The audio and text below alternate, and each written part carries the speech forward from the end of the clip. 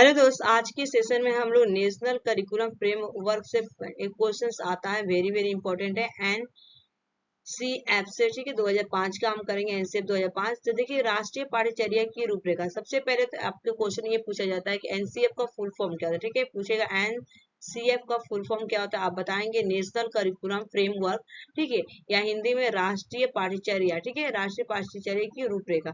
2005 एक ऐसे दस्तावेज है जिसमें ऐसे विषयों पर चर्चा की गई कि बालकों को क्या और किस प्रकार से पढ़ाया जाना चाहिए। ठीक है, 2005 में एनसीएफ जो आई थी, तो बताया कि बालक जो होते हैं ना, आपके बच्चे जो होते हैं, बच्चे को स्कूल में आप अगर टीचर बन के जाएंगे तो क्या और कैसे उनको पढ़ाएंगे। ठीक है, राष्ट्रीय पाठ्यचर्या की रूपरेखा 2005 की उत्पत्ति रविंद्रनाथ टैगोर ने सभ्यता और प्रगति के बारे में इन्होंने एक नामक निबंध से हुई। ठीक है, राष्ट्रीय पाठ्यचर्या की रूपरेखा 2005 का अनुवाद संविधान की 8वीं सूची में, ठीक है, किसमें है अनुवाद किया गया है, ये संविधान के 8वीं सूची में किया गया, अनुसूची में, ठीक है, 8वीं अनुसूची में किया गया है और दी गई भाषाओं में भी किया गया है। ठीक है, 8वीं अनुसूची की भाषाओं में, ठीक है, 8वीं अनुसूची की भाषाओं में की गई।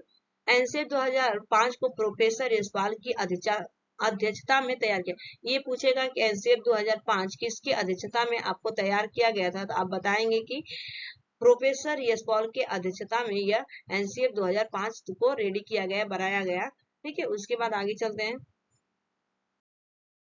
राष्ट्रीय पाठ्यचर्या की रूपरेखा 2005, ठीक है, 2005 की अगर बात करूं, मार्गदर्शी सिद्धांत है। ज्ञान को क्या करेंगे, कुछ की पॉइंट है, ज्ञान को हम क्या करेंगे, स्कूल के बाहरी जीवन से जोड़ा जाएगा। ठीक है, जो भी आप बच्चे को पढ़ाएंगे तो उनको हम रियल लाइफ से क्या करेंगे, कनेक्ट करेंगे, और रियल लाइफ से जोड़ के ही बच्चे को हम पढ़ाएंगे। ऐसे नहीं कि हम बच्चे को रियल लाइफ से नहीं, बस किताबी कीड़ा हमको नहीं करवाना है। सेकेंड पॉइंट यहाँ पे कि पढ़ाई को रटक पढ़ाई से मुक्त किया जाना चाहिए। पढ़ने को जो है ना, आपको जो पढ़ाते हैं बच्चे को याद करना है, उनको हम रटवाएंगे नहीं, उनको हम क्या करेंगे, समझाएंगे, बच्चे को समझाएंगे। ठीक है, ये ए फॉर एप्पल है तो बच्चे को हम क्या दिखाएंगे। ठीक है, यहाँ पे एक मिनट पिक्चर दिखाएंगे, तो बच्चे को क्या करेंगे, यहाँ पे बच्चे को सबसे पहले हम यहाँ पे पिक्चर दिखाएंगे। बच्चे ये बता क्या है, ए फॉर एप्पल, तो बच्चा बताएगा ए फॉर एप्पल। तो बच्चे के सामने अगर पार्ट्स ऑफ बॉडी पढ़ाएंगे तो बताएंगे कि नोज, नोज कहाँ है बच्चा, तो बच्चा बताएगा कि मेरा नोज है, आईज है, ईयर्स है, लेग्स है, फुट है, हेयर है, तो पार्ट्स ऑफ बॉडी। इस तरह से उसके सामने जो है कि हम क्या करेंगे, उसको रटवाएंगे नहीं, एक्टिविटी के माध्यम से सिखाएंगे। ठीक है, पाठ्यचर्या पाठ्य पुस्तक केंद्रित न हो। ठीक है, जो आपका करिकुलम है उसको केंद्रित इस पर नहीं होना चाहिए, आपको पाठ्य पुस्तक नहीं होना, बुक्स नहीं होना चाहिए। परीक्षा को अधिक हम क्या करेंगे, लचीलापन बनाएंगे, और कक्षा की गतिविधियों से हम क्या करेंगे, उनको जोड़ेंगे। ठीक, और उसके बाद राष्ट्रीय मूल्यों के प्रति आस्थावना विद्यार्थी तैयार करेंगे। ठीक है, राष्ट्र के प्रति हम उनको क्या करेंगे, विद्यार्थियों को तैयार करेंगे। उसके बाद चलते हैं आगे। देखिए, क्वेश्चन आप लोग के क्वेश्चन में करेंगे। ठीक है, तो आप बताइएगा कि कितना आपका मार्क्स आया है। ठीक है, एनसीएफ 2005 में गुणवत्ता आयन शीर्षक के अंतर्गत महत्व दिया गया। किस पर महत्व दिया गया है, ऑप्शन है भौतिक संसाधनों को, ऑप्शन बी है शिक्षित और विप्रेरित अध्यापकों को, ऑप्शन सी है बालकों के लिए ज्ञान के संदर्भ में संरक्षित अनुभव। बिल्कुल भैया सही है।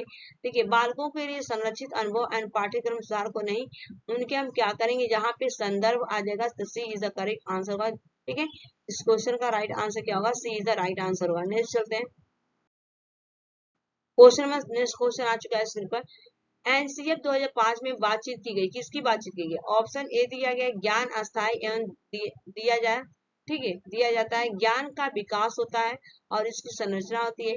ऑप्शन बी दिया शैक्षिक केंद्र से विषय केंद्र होना चाहिए, बिल्कुल नहीं शैक्षिक केंद्र। ऑप्शन सी दिया विद्यार्थी केंद्रित से अध्यापक केंद्रित, विद्यार्थी केंद्रित नहीं, आपका विद्यार्थी केंद्रित होना चाहिए, ना कि आपका अध्यापक केंद्रित। ठीक है, तो राइट आंसर क्या होगा, ज्ञान अस्थायी होना चाहिए, उनको ज्ञान का विकास होना चाहिए, उनकी संरचना होनी चाहिए, उनको समझ होना चाहिए, जो चीज वो सीखते हैं, जो चीज हम उनको पढ़ाते हैं। बच्चे को अगर वाटर पढ़ाना है, एग्जाम्पल के तौर पर अगर आपको वाटर पढ़ाना है तो वाटर से रिलेटेड आप पूछेंगे कि बच्चों बताओ वाटर का यूज कैसे होता है, पानी का क्या क्या उपयोग होता है। हम टॉपिक नहीं निकलवाएंगे बच्चे को, डायरेक्ट हम बच्चे से निकलवाएंगे टॉपिक, तब उसको ब्लैक बोर्ड पर लिखेंगे। ठीक है, राइट आंसर यही सब करेक्ट आंसर। नेक्स्ट चलते हैं।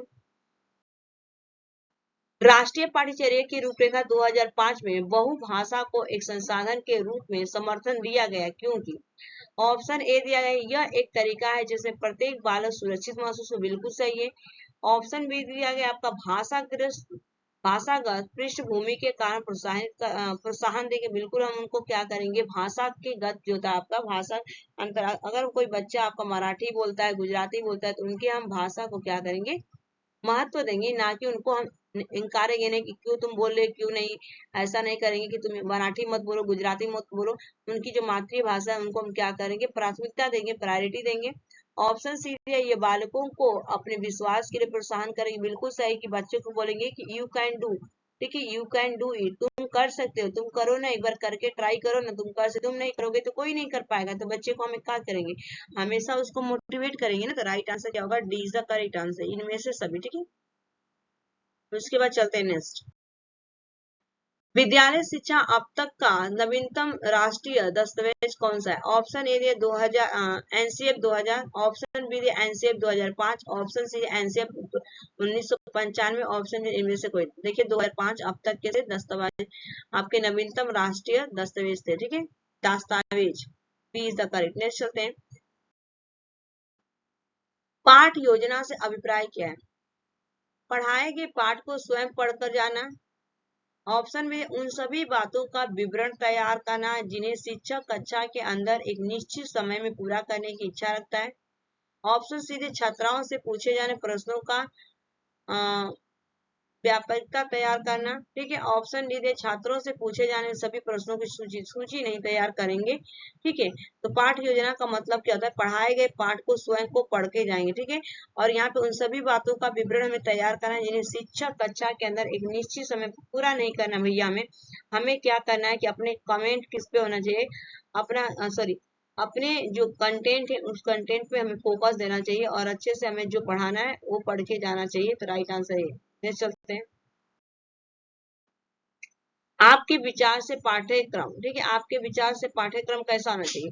ऑप्शन ए, अगर आप टीचर हैं तो ऑप्शन ए छात्र की रुचि के अनुसार। बिल्कुल सही है कि हम छात्र की रुचि के अनुसार, छात्र अगर इंटरेस्ट लेता है तो बच्चा वो पढ़ने के लिए रेडी है। अगर बच्चे को इंटरेस्ट नहीं है, रुचि नहीं है, तो बच्चा नहीं पढ़ेगा, क्लास में उसको बोरिंग लगने लगेगी, तंग आने लगेगा बच्चा। ऑप्शन बी है ऐसा हो जाए कि विद्यार्थियों की आवश्यकता अनुसार बदला जा सके। बिल्कुल सही है, जब जब बच्चे की जरूरत पड़े, अगर बच्चा अंधा है तो उसको उसके अकॉर्डिंग हमें पढ़ाना चाहिए। बच्चे को सुनाई नहीं देता, बच्चे के अकॉर्डिंग पढ़ाना चाहिए। ऑप्शन सी दिया गया छात्र की क्रियाशीलता का सदुपयोग करना वाला, बिल्कुल सही है, उनकी एक्टिविटी को सदुपयोग करें, उनको अच्छे से समझे बच्चे को।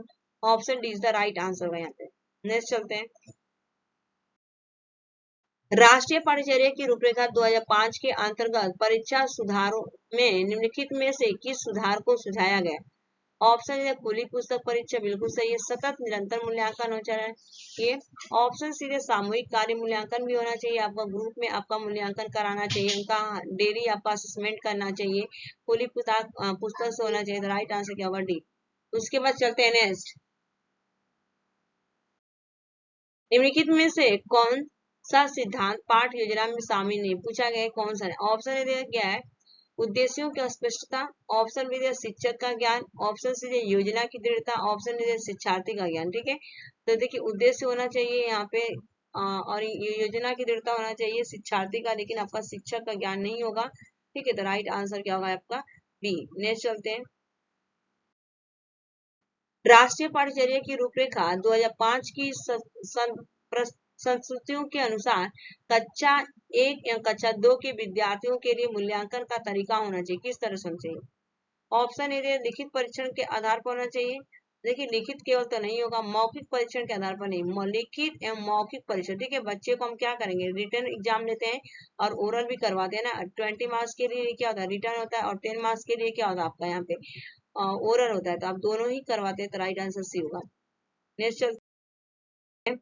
राष्ट्रीय पाठ्यचर्या रूपरेखा 2005 की संस्तुतियों के संबंध में कौन सा कथन सत्य नहीं? नॉट क्वेश्चन पूछा गया है। ऑप्शन ए विश्वविद्यालयों को रणनीति से युक्त रखना, बिल्कुल सही है। ज्ञान को बाह्य जीवन से जोड़ना, बाह्य जीवन, बिल्कुल सही है। राष्ट्र के प्रजातांत्रिक मूल्यों का सम्मान करना, बिल्कुल से। परीक्षाओं में लचीलापन, विश्वविद्यालय को राजनीति, देखिए ये हम नहीं करवाएंगे, ये इज द करेक्ट आंसर। जो विश्वविद्यालय को राजनीति से युक्त नहीं, हम जो युक्त मीन्स क्या होगा, जोड़ेंगे नहीं ना, मुक्त अगर रहता तो हो जाता, ठीक है। युक्त पूछा गया तो is the right answer, not question था। नेक्स्ट चलते हैं। राष्ट्रीय पाठ्यचर्या की रूपरेखा 2005 के अनुसार एक शिक्षक की भूमिका कैसे होनी चाहिए? ऑप्शन ए संप्रेषक और व्याख्यातक, बिल्कुल नहीं।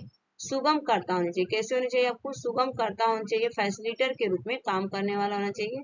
उसके बाद चलते हैं नेक्स्ट। दबाव को कम करने एवं परीक्षाओं में सफलता के लिए आवश्यक किस तरह से? ऑप्शन ए कम अवधि की परीक्षा में अंतरण, बिल्कुल नहीं।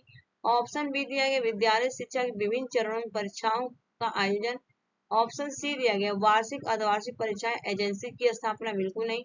ऑप्शन डी विभिन्न प्रवेश परीक्षाओं के लिए विभिन्न एजेंसी की स्थापना, नहीं भैया। हमें राइट आंसर क्या होगा? B is the correct answer होगा। ठीक है, इस क्वेश्चन का नेक्स्ट चलते हैं। राष्ट्रीय पाठ्यचर्या 2005 कौन सा तैयार करता है? ऑप्शन ए एनसीटीई, बिल्कुल है। एनसीईआरटी कौन तैयार करता है? NCERT, B is the correct answer. तो आप बताइएगा आपके 30 में से कितने मार्क्स आए थे? टोटल 30 क्वेश्चन थे। ठीक है, 30 में से कितने मार्क्स आए थे? Thanks for watching this video. Bye bye, take care.